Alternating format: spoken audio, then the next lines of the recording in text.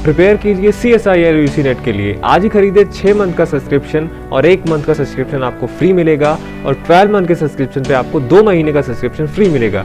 ये ऑफर फरवरी 21 से लेके फरवरी 23 तक वैलिड है।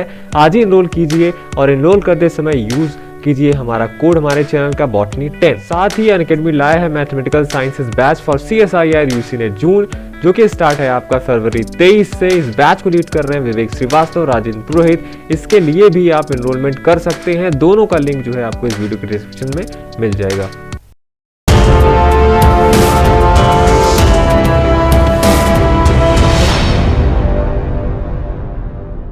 Hello friends, welcome to channel Masters of Botany again. मैं हूं आपका दोस्त विनय कुमार सिंह। पिछले वीडियो में हमने जो है पुरेला का लाइफ साइकिल देखा था, उसके जनरल फीचर्स और रिप्रोडक्शन कैसे करते हैं ये जो इनके स्पीसीज़ हैं पुरेला के, और इनके लाइफ साइकिल में बहुत सारे टेक्निकल टर्म्स आते हैं।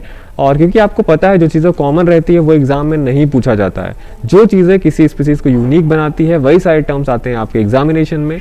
तो इन सारे मेंबर्स का लाइफ साइकिल पढ़ना तो है ही है। जब आप पढ़ेंगे कई सारे मेंबर्स तो बहुत सारे कॉमन फीचर्स आपको याद हो जाते हैं और जो कैरेक्टर्स उस स्पीसीज को यूनिक बनाते हैं वो आपको पता चलते हैं कि हाँ भाई ये जो कैरेक्टर्स हैं ये इस स्पीसीज या इस जीनस में अलग है और इस जीनस में अलग है, क्योंकि वही एग्जामिनेशन में पूछे जाते हैं। तो आप जो है जितना ज़्यादा आप मेंबर पढ़ेंगे उतना ज़्यादा आपको जनरल फीचर्स याद होंगे, और जो यूनिक फीचर्स होंगे मान लीजिए वो तो है ही है, पर यूनिक वाले आपसे बच जाते हैं, वरना आपको रटना नहीं पड़ता है। तो ज़्यादा से ज़्यादा मेंबर पढ़िए और जो टेक्निकल टर्म्स हैं वो अलग कर लीजिए, उन्हीं का एक कॉमन टेबल बना लीजिए अगर कुछ सिमिलर स्पीसीज़ हैं या सिमिलर जीनस है तो।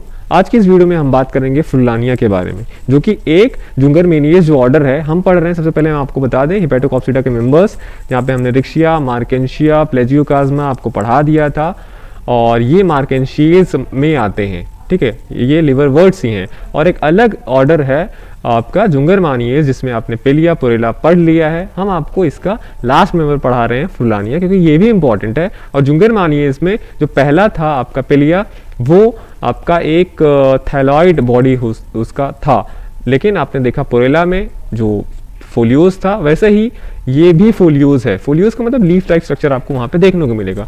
तो कॉमनली ये भी जो है मॉइस्ट कंडीशन में ग्रो करते हैं। कुछ स्पीसीज जो है फ्रुलानिया के एपिफिटिक भी होते हैं। गेमेटोफाइट की अगर हम बात कर लें तो गेमेटोफाइट यहाँ पे डॉर्सिवेंट्रली फ्लैटेंड होता है, ठीक है, मतलब डॉर्सल और वेंट्रल सरफेस आपको देखने को मिलेगा।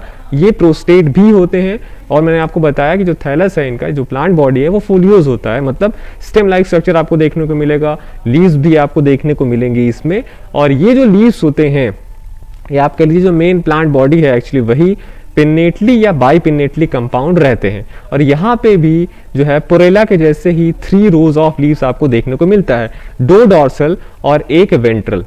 और इनमें मिडरिप नहीं पाया जाता है जैसे आप कॉमनली देखते हैं मिडरिप जैसे एंजियोस्पर्म्स के लीफ में, ठीक है। तो यहाँ पे आपको मिडरिप नहीं देखने को मिलेगा।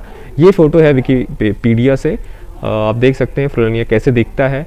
अब यहाँ पे जो डॉर्सल लीफ होता है और जो वेंट्रल लीफ होता है वो अलग अलग रहता है, उनके फीचर्स कुछ हैं और कुछ टेक्निकल टर्म्स भी हैं यहाँ पे जो आपको याद रखने हैं। जो डॉर्सल लीफ होता है इसका पुरेला के जैसे ही बाई लोब्ड होता है। एंटीरियर जो होता है पोर्शन लार्ज होता है, उसको यहाँ पे एंटिकल लोब बोलते हैं, वहाँ पे भी बोलते थे। जो लोअर लोब होता है उसको पोस्टिकल लोब बोलते हैं या लोब्यूल, वहाँ पे भी सेम टर्म्स अप्लाई हुआ था। यहाँ पे एक चीज़ है जो इससे उस मेंबर से उस जीनस से इसको अलग बनाती है, वो है कि यहाँ पे जो पोस्टिकल लोब है उनमें एक स्ट्रक्चर प्रेजेंट होता है जिसको हम स्टाइलस बोलते हैं। अगर ये तो हो गए जो डॉर्सल लीव्स हैं वो 2, नीचे एक वेंट्रल लीफ होता है वो छोटा सा होता है और डीपली बायलोब्ड होता है, और उसे एम्फीगैस्ट्रिया ही बोला जाता है, जैसे कि आपने देखा कि पुरेला में बोला जाता है। अब वेंट्रल सरफेस की बात कर लें जो स्टेम का है, वहाँ पे राइजोइड्स होते हैं। ये राइजोइड्स यूनिसेलुलर ही होते हैं, ब्रांचिंग नहीं होती है और केवल स्मूथ वॉल्ड ही होते हैं। ट्यूबरकुलेटेड वाले एब्सेंट होते हैं। और यहाँ पे रिक्शिया, मार्केंशिया, प्लेजियोकाज्मा के जैसा स्केल नहीं पाया जाता है तो ये लिवरवर्ट, लेकिन इनमें स्केल नहीं है। रिप्रोडक्शन पे आ जाते हैं हम। रिप्रोडक्शन यहाँ पे देख रहे हैं, मैंने जो भी आपने सारे मेंबर्स पढ़े वहाँ पे वेजिटेटिव और सेक्सुअल ही होते हैं, असेक्सुअल कहीं नहीं लिखा गया है। वेजिटेटिव सेम ही है। जब ओल्डर पार्ट जो होता है थैलस का वो डेथ हो जाता है उनका, तो जो यंगर पार्ट्स होते हैं क्योंकि नीचे राइजोइड्स बनता है तो वो एक अलग प्लांट बना लेते हैं। जैसे एक ही प्लांट है वो ग्रो कर रहा है अलग अलग डायरेक्शंस में, उसका ब्रांचिंग हुआ है, तो जो उनके ओल्डर पार्ट्स हैं वो डेड हो जाने के बाद उनसे कई सारे प्लांट्स आगे रह जाते हैं, उनमें राइजोइड्स होता है, वो एक नया इंडिविजुअल की तरीके से बिहेव करने लगते हैं और एक तो ये हो गया। सेकेंड, एडवेंटिशियस ब्रांचेस बनते हैं किसी में, या तो कॉडिशियस लीव्स बनते हैं जो भी एक नए प्लांट पे ग्रो कर सकते हैं, या तो एक और तरीका है कि उसमें गैमी बनता है, और ये जो गैमी होता है इस जीनस में जो मार्जिन होता है लीव्स का या जो सरफेस होता है लीव्स का, उस पे बनते हैं। सेक्सुअल रिप्रोडक्शन पे आते हैं तो ये जो जीनस के मेंबर होते हैं ये मोनोशियस या डाइशियस हो सकते हैं। मोनोशियस मैंने आपको बताया था, जब सेक्स ऑर्गन जो मेल और फीमेल सेक्स ऑर्गन है अगर एक ही थैलस पे ग्रो करे तो उसे मोनोशियस प्लांट बोलते हैं। अगर डाइशियस होते हैं तो मेल प्लांट पे मेल रिप्रोडक्टिव ऑर्गन और फीमेल प्लांट पे फीमेल रिप्रोडक्टिव ऑर्गन होता है। तो मेल रिप्रोडक्टिव ऑर्गन के बारे में बात कर लेते हैं, जो कि है आपका एंथ्रीडिया। आपको पता है ये डेवलप होता है मेल ब्रांच पे, जिसको हम एंडोशिया भी बोलते हैं। और जो मेल ब्रांच होता है वहाँ पे कुछ पेरिगोनियल ब्रैक्ट्स होते हैं, ये ब्रैक्ट्स बाइलोब्ड होते हैं, और ये जो ब्रैक्ट्स हैं इन्हीं के एक्सिल में जो होता है 2 एंथ्रीडिया यूजुअली डेवलप होते हैं। ठीक, अब मेच्योर एंथ्रीडियम का स्ट्रक्चर जो होता है कॉमन है, जैसा कि आप सारे ब्रायोफाइट्स में देखते आए हैं। नीचे वेंटर होता है, उसका एक नेक होता है, और जो वॉल लेयर्स होते हैं वो अलग अलग हो सकते हैं, और यहाँ पे जो लेयर जैकेट होता है वो सिंगल होता है, और उसके इनसाइड जो होता है वो स्पर्मोसाइट्स होते हैं। यही स्पर्मोसाइट्स ग्रो करके आगे एंथेरोजोइट्स बनाते हैं। अब आते हैं फीमेल रिप्रोडक्टिव ऑर्गन पे, जो कि है आपका आर्चिगोनिया। ये आर्चिगोनिया आपका फीमेल ब्रांच पे डेवलप होता है। फीमेल ब्रांच जो होता है ये भी कुछ लीव्स बियर करते हैं जिन्हें पेरिकिटियल ब्रैक्ट्स बोलते हैं, और जो इनका अपर मोस्ट लीव होता है ये फ्यूज करता है, पेरियंथ बनाता है। तो ठीक है, जो मेल ब्रांच पे जो लीफ लाइक स्ट्रक्चर था उसे हम पेरिगोनियल ब्रैक्ट्स बोलते हैं, और जो फीमेल ब्रांच पे जो लीव्स हैं उनको हम पेरिकिटियल ब्रैक्ट्स बोलते हैं, और इन्हीं का जो सबसे आगे का अपर मोस्ट 2 लीव्स होते हैं वो आपस में फ्यूज करके पेरियंथ बनाते हैं, और वही पेरियंथ जो होता है उनमें ग्रुप ऑफ आर्चिगोनिया होते हैं। तो एक तरीके से आप कह सकते हैं कि ये इनक्लोज करता है आर्चिगोनिया के ग्रुप को। आर्चिगोनिया के स्ट्रक्चर पे आते हैं तो इसका एक मल्टीसेलुलर स्टॉक होता है, ये डिफरेंशिएटेड होता है, जो इसका बेसल पोर्शन होता है फूला हुआ वेंटर कहलाता है, और इसका अपना 2 सेल थिक जैकेट होता है। अंदर एक होता है, एक वेंटर कैनाल सेल होता है। जो इसका ऊपर वाला पोर्शन होता है उसे नेक बोलते हैं, जैसा आप देखते आ रहे हैं। यहाँ पे थोड़ा सा डिफरेंस है कि यहाँ पे 5 वर्टिकल रोज होते हैं सेल्स का जो नेक बनाते हैं, और उसके अंदर जो होता है 5 से 8 नेक कैनाल सेल्स होते हैं। इसका भी टिप जो होता है 4 कवर सेल्स से कवर्ड होता है। फर्टिलाइजेशन पे आते हैं और स्पोरोफाइट पे, स्पोर्स पे भी। तो जाइगोट, फर्टिलाइजेशन के बाद जाइगोट बनेगा। अब वही एंथ्रोजॉइड्स रिलीज होंगे, वो पहुंचेंगे नेक कैनाल सेल्स के डिसइंटीग्रेशन के बाद से एक के पास, उससे फ्यूज करेंगे, जाइगोट बनाएगा। जाइगोट को हम स्पोरोफिटिक जो जनरेशन होता है उसका मदर सेल बोलते हैं, और यही जाइगोट जो होता है रेगुलर डिवीजन करने के बाद मल्टी सेल स्ट्रक्चर बनाएगा। साथ ही साथ में जब ये सारी प्रोसेसेस वहाँ पे होते रहते हैं तो वेंटर का जो वॉल होता है वो भी डिप्लॉयड होता है, डिप्लॉयड कह रहा हूँ, डिवाइड होता है, और डिवाइड करके ये स्पोरोफाइट का कवरिंग बनाता है जिसको हम कैलिप्ट्रा बोलते हैं। अब ये जो मल्टी सेलुलर स्टेज बना, जाइगोट कई बार डिवाइड करके बना, तो उसका जो आउटर पोर्शन होता है उसको हम एम्पीथीशियम बोलते हैं, और जो इनर होता है पोर्शन उसको हम एंडोथीशियम बोलते हैं। ये जो एम्पोथीशियम वाला रीजन है ये आगे 2 लेयर जैकेट बनाता है कैप्सूल का, और जो एंडोथीशियम है ये डिवाइड हो जाता है 2 में, एक तो स्पोर मदर सेल और एक है इलेटर मदर सेल में। ठीक है, अब स्पोर मदर सेल है, ये स्पोर बनाएंगे। स्पोर्स हमेशा हैप्लॉइड होते हैं क्योंकि वो डेवलप होकर आगे चल के गेमेटोफाइट बनाते हैं, तो इसीलिए वहाँ पे मियोसिस जरूरी है। तो मियोसिस होता है, हैप्लॉइड स्पोर बनते हैं, और जो इलेटर मदर सेल्स होते हैं ये डिवाइड करके डिवाइड इलेटर्स बनाते हैं। दैट मीन्स यहाँ पे मियोसिस नहीं होता है।